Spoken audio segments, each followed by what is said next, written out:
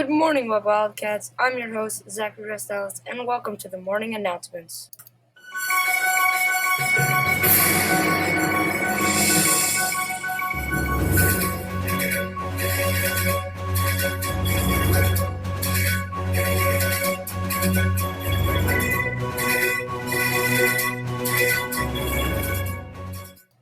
I'm your other host, Anyaza. Today is Thursday, February 24th, 2022. Today is a B-Day on our schedule. Hot lunch today is pasta and meatballs. Let's take a moment to celebrate and recognize important figures during Black History Month. Today we honor Ruby Bridges. In 1960, when she was just 6 years old, little Ruby Bridges became the first African American student to attend William Franz Elementary School in Louisiana. At the time, there were separated schools for Black children and white children. Ruby was part of a small group of students who were the first to attend desegregated schools.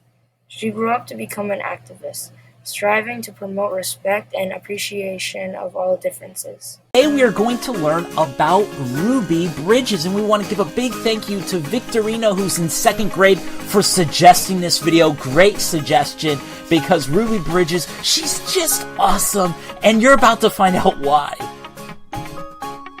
Well, who is Ruby Bridges? Well, Ruby Bridges was a brave child who inspired millions. She's an activist and a speaker, and she's still carrying on the legacy that she started as a young child.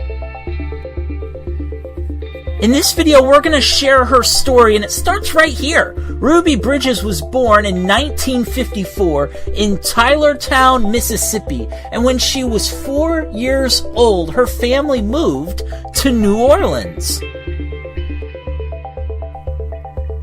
Back then, in the southern United States, things were segregated. The word segregated means separated by race.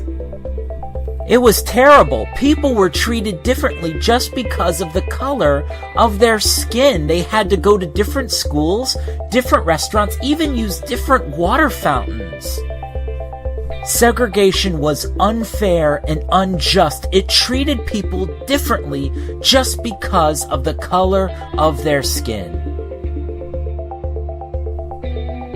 Thankfully, in 1954, the Supreme Court ruled that schools should not be segregated. This was huge. The highest court in the United States was finally ruling that schools should not be segregated. In their ruling, they made it clear everyone deserves a good education. We should not treat people differently. We should let everyone have a chance to learn and to get access to the best education they can. We don't want things to be unfair. Even though they made this decision in 1954, the same year that Ruby Bridges was born, it took 6 years for the states to actually follow the Supreme Court ruling. That means for her kindergarten year, Ruby wasn't allowed to go to the school closest to her, which was so unfair. She had to go far away to another school just because things were segregated. She was an amazing student and passed a test that allowed her to be a part of the change. So on November 14th, 1960, Ruby Bridges became the first African American child to integrate a Southern elementary school. U.S. Marshals had to help her to make sure that she was safe when she went to school.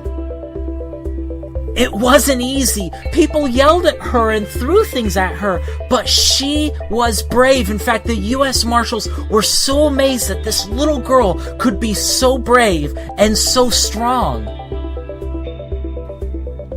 At her new school, her teacher was Barbara Henry. You could see her right here. Ruby was the only person in her class, so Barbara Henry was able to teach her one-on-one.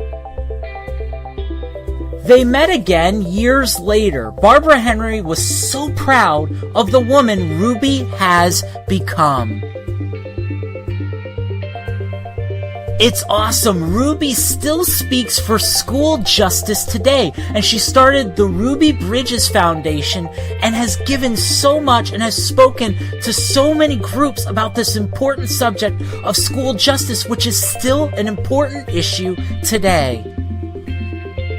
Ruby Bridges, a brave child who inspired millions, an activist, a speaker who has never given up on what she believes in. She was an inspiration to so many people when they saw this little girl who is so brave and so courageous, and Ruby is still fighting for what's right today.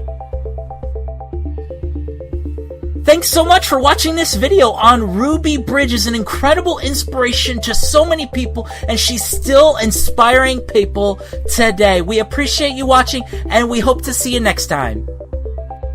Today we celebrate National Chili Day.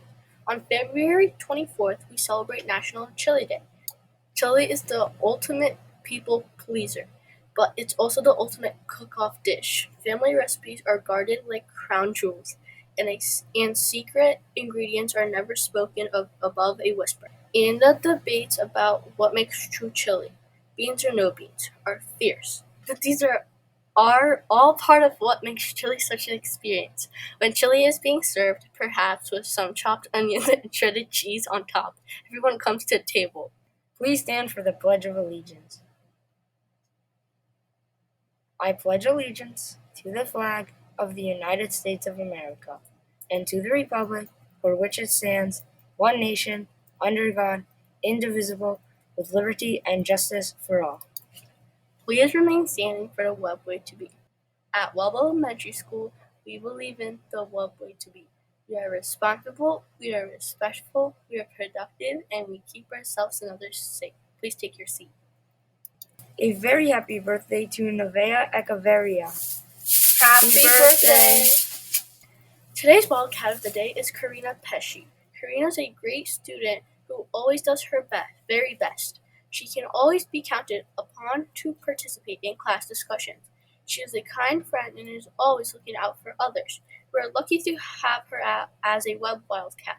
If you see Karina, be sure to say congratulations. Congratulations! It's time for the joke of the day. What animal needs to wear a wig? A bald eagle.